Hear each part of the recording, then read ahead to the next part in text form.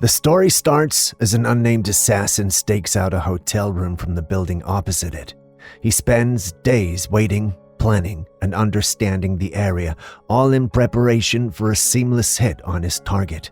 One night, he finally spots his target entering the building and begins setting up his equipment for the shot.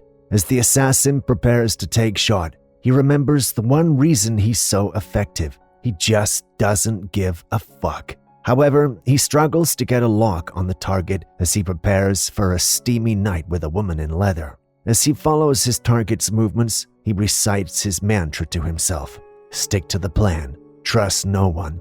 Empathy is weakness and weakness is vulnerability. Suddenly, he takes the shot but ends up hitting the mistress instead. After his failure, he packs up all his equipment, wears a helmet, and begins to exit the building. Once he gets outside, he unlocks one of the bikes and rides off just as the police arrive at the hotel. The assassin scatters pieces of his equipment as he continues riding through the city, avoiding the police. Once he's clear, he abandons the bike and walks over a bridge where he dumps his helmet. Afterwards, he heads to a convenience store to use the restroom. There, he cleans up, shaves, and switches outfits. He then orders a taxi to the airport where he dumps his last gun before entering. Inside, the man waits in line to board a plane, but when he notices a police dog staring at him, he heads to the bathroom to clean up a second time. When he goes back, he finally gets the plane ticket and the woman calls him Mr. Unger. After, the assassin contacts his employer, who tells him they have a serious problem, but he'll offer to make it right with the client. At this, the assassin immediately destroys his phone and boards his flight. Suddenly, he notices a man in a suit looking suspicious and begins to feel uneasy. When the plane makes a layover, he pays for a room using the name Mr. Bunker. Later, room service brings up a table of food and leaves, so the assassin places the glass on the door with a metal cover underneath where he places a knife beside him for the night. The next morning, he makes sure he isn't being followed as he boards the plane which takes him to the Dominican Republic. There, the assassin gets into an SUV and drives deep into town as he finally begins to relax a bit.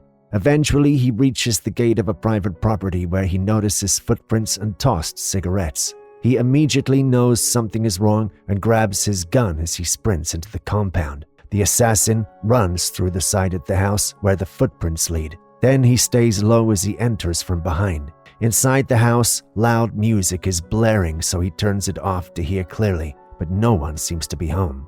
He takes a look around and notices a cracked mirror in the bathroom and blood on the walls. When there are no signs of his wife, the assassin rushes to make a phone call. Later, he arrives at a hospital and rushes to the front desk where they tell him his wife is in the ICU. When he enters, his brother-in-law, Marcus, stops him from making any noise, informing him that his wife is on heavy pain medications. The men step outside and the brother informs him that there were two attackers and one of them was a woman. According to his sister, she stabbed the man, ran through the window and hid in the forest. The attackers then left in a green car with a light on top like a taxi. When Marcus worries for his sister's safety, the assassin promises him nothing like that would ever be allowed to happen again. Later, his wife wakes up and assures him she didn't give him any information about him no matter what they did to her. She then tells him to get some rest while he realizes what he must do. The assassin heads back home and digs up a vault full of weapons. He then begins to pack all the clothes and passports he'll need for the trip as he heads out. Next, he heads to all the airports in town till he finds one with green taxis waiting outside. That night, he tracks down the business that owns the green taxis and pretends like it's a robbery. There he goes through the records and sees the driver of the taxi was a man named Leo. He finds Leo's ID with a picture of his face and leaves the man on duty tied up.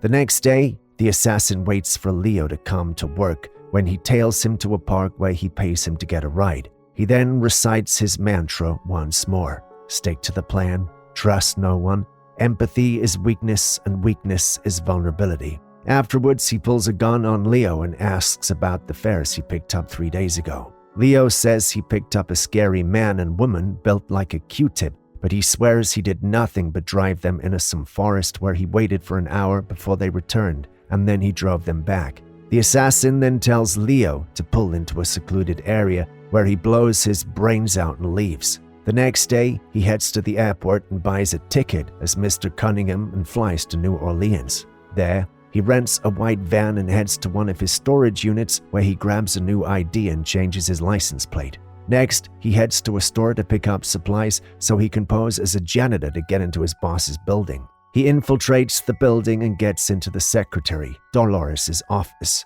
Dolores leads him to his boss, Hodges, who thinks he must be out of his mind to come there. However, the assassin hands Dolores zip ties to use on Hodges and herself. Hodges remains calm as he scolds the assassin for going home instead of disappearing with all the money he's made.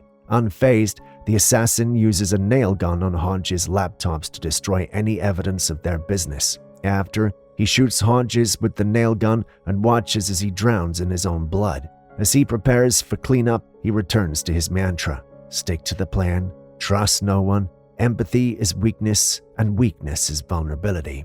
Next, he goes to grab Dolores, who begs him not to make her death seem like she disappeared, so her children can use her life insurance. Afterwards, the assassin dumps Hodges in the trash bin and forces Dolores to leave with him.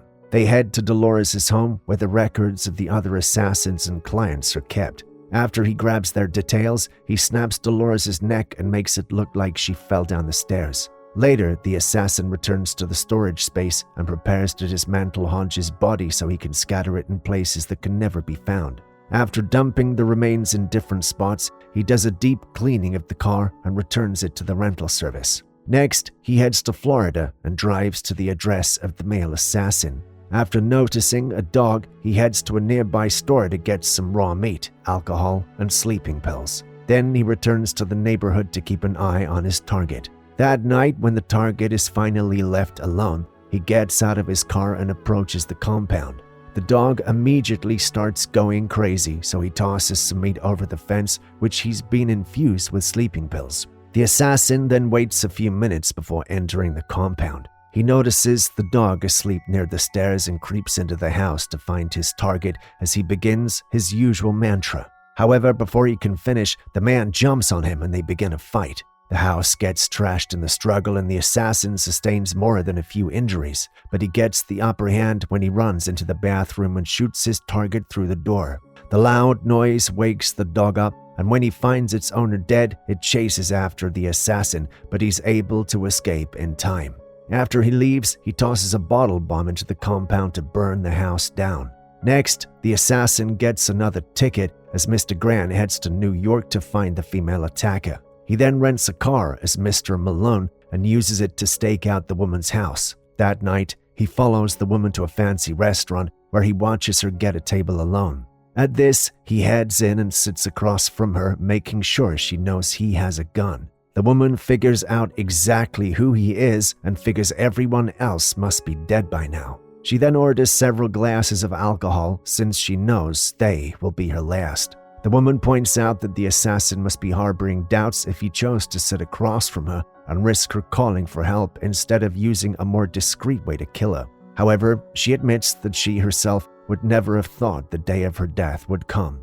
Once they're done at the restaurant, the assassin walks behind the woman and begins to recite his mantra when the woman's nervous babbling interrupts him. When they arrive at a staircase, she suddenly trips and asks for his help, but he puts a bullet in her head instead, revealing the knife she had hidden in her coat. After, he boards a flight to Chicago where he does some research on Claiborne, the original client, but he realizes it might be risky to kill him since the police matched their efforts to the victim's net worth.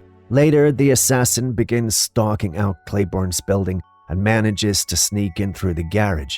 There, he finds a locked door and takes a picture of it, then orders a fob copy online. Next, the assassin heads to Claiborne's gym where he signs up as a member. He then notices a janitor with a universal key card and takes note of it. After, he heads to the bank to clear out his account so he doesn't leave any loose ends. The account is signed off by Mr. Jefferson, and he even tosses the pen used as he leaves. That night, he buys a gun from a local dealer and receives his fob copy from Amazon. He then returns to his room to prepare for his last mission.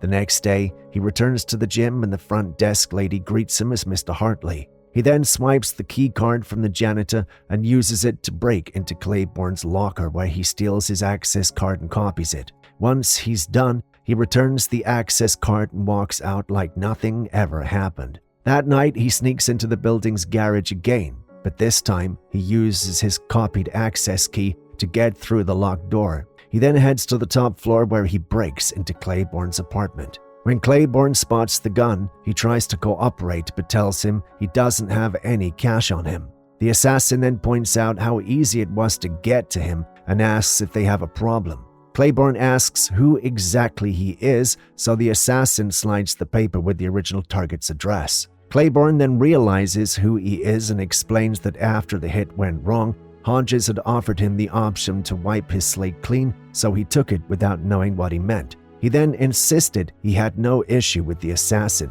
At this, the assassin warned him that if he ever had cause to come back, he would find him a slow, fitting death. After the assassin tore up what was left of the client's dealing and tossed it to a street sweeper, days after, he was back in the Dominican Republic with his wife, enjoying the peace and the quiet life.